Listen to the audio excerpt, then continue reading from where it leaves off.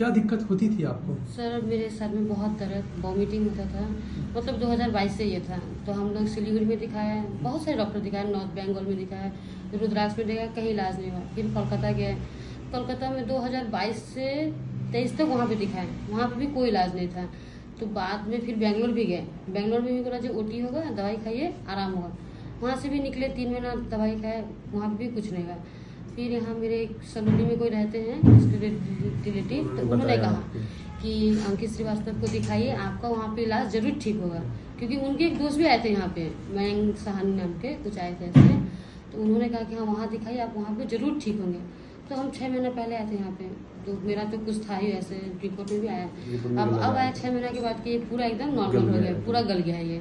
तो कहीं पे भी उम्मीद नहीं था, पर यहाँ पे उम्मीद था जो मेरा पूरा हुआ। ये भी मेरी क्लास खत्म हुई सर एकदम। लक्षण क्या आते थे आपको, दिक्कत क्या होती थी? सर जैसे दर्द, और ये आँख दर्द देती थी, बहने वाले, वॉमिटिंग, गला में दर्द होते थे, पीछे गर्दन में बहुत तकलीफ थी sir.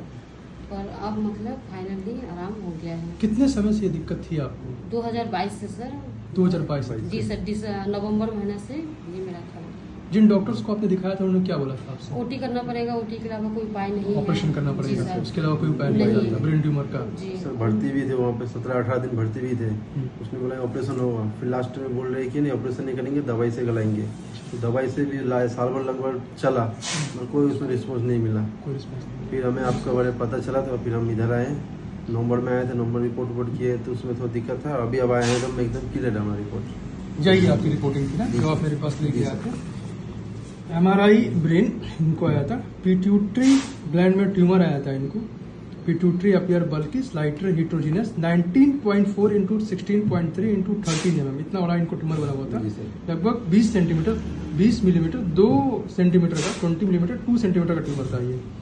And it shows prominent bulge superiorly into the suprasellar system and distortion of the infundibulum. ये ट्यूमर धीमे धीमे फैल भी रहा था और ब्रेन के सारे हिस्से में स्वेलिंग ला रखा था इससे।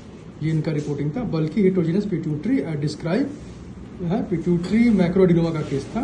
ठीक है, ये पूरा का जो केस आया था, ये पिट्यूटरी मैक्रोएडेनोमा का केस आया था। पिट्यूटरी ग्लैंड में ट्यूमर आया था इनको, जिसके लिए इनको अर्जेंट सर्जरी कहा गया था, और ये कहा गया सर्जरी काफ़ी रिस्की होगी इनकी। ये हम लोग की आज की रिपोर्टिंग है। 6 मंथ इनकी मेडिसिन चली लगातार, 6 महीने बाद आज इन्होंने MRI कराया।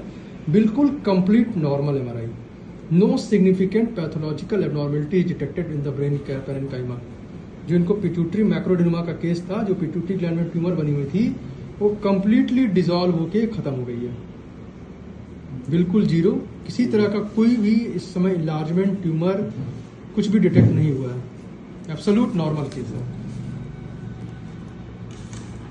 अभी कैसा फील कर रही हैं पहले से आप? सर अभी तो बहुत अच्छा है सर, सुन के बहुत अच्छा लगा सर। बीमारी भी ठीक हो ही गया है, चलिए ठीक ही हुआ। अभी थोड़ा टेंशन एकदम फ्री हो फ्री हो गया गया सर। घर के भी आदमी लोग कहते थे ना सर, टेंशन यहाँ वाला कहीं था। तो ठीक होना चाहिए ना, तो यहाँ पे ठीक हुआ हम लोग का ये बीमारी, यहीं पे इलाज खत्म हुआ सर।